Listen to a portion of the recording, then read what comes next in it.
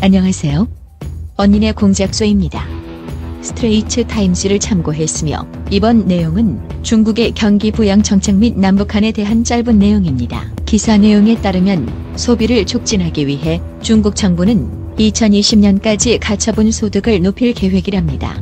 즉, 경제가 나쁘니 돈을 푼다는 것인데 외자도 부족하고 내수도 안 좋은 한국에 말이 좋아 소비를 촉진하기 위함이지 사실은 돈줄이 바닥나게 되니 돈을 찍어낸다는 뜻인데 그렇게 돈을 풀게 되면 인플레이션 당연히 옵니다.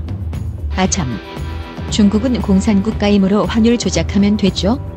아무튼 그럼에도 불구하고 중국이 그러는 이유는 어떻게든 트럼프 재임 기간만 버티자라는 생각이라고 할 수도 있습니다. 미국은 대통령이 바뀌면 정책이 바뀌지만 중국은 시진핑이 죽지 않는 이상 정책이 안 바뀌죠. 트럼프 대통령의 임기는 2021년 1월 20일까지인데 중국의 이 정책은 2020년까지로 보고 있습니다. 2021년 어차피 트럼프가 바뀌거나 재선하게 될 것인데 그때 상황 보고 새 정책을 내놓겠죠. 트럼프가 재선되면 중국은 진짜 답없게 될 겁니다. 제발 그래라. 다음 기사 내용입니다.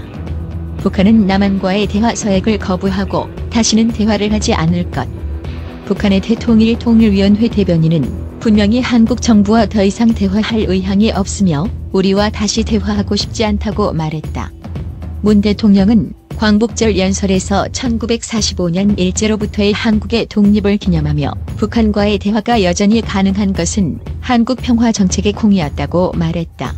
문 대통령은 최근 북한이 일련의 우려스러운 행동을 취하고 있음에도 불구하고 대화의 모멘텀은 흔들리지 않고 있다고 말했다. 북한 대변인은 미국과의 군사훈련이 끝나면 남북 대화가 재개될 것이라고 생각하는 것은 망상적이라고 말했다. 대변인은 곧 있을 양국 한미 대화에 대해 말하면서 미국과의 대화 가능성을 열어두었지만 한국이 설 자리는 없을 것이라고 경고했다. 이 내용으로부터 북한이 한국을 제껴버렸음을 알 수 있고 북한은 미국과 밀당 전략을 짜는 중임을 알 수 있습니다. 대놓고 북한이 남한 병신 이러고 있는데 영원한 북한사랑 민주파리당 문좌빨께서는 북한이 대화해올 거라고 낭만적인 연설을 했습니다. 이 무슨 병신 같은 연설입니까? 국제정치를 감상으로 하다니 참 신기한 건 감성파리 민주파리 엄청 좋아하면서도 어제 노벨문학상은 한 번도 못할까 이해가 안 갑니다. 아참, 김대중, 아니 토요타 다이즈 센세이님이 노벨 평화상 탄 것처럼 좀 어떻게 상 좀 타려고 수작 부리는 건 아니겠죠? 그러지 맙시다.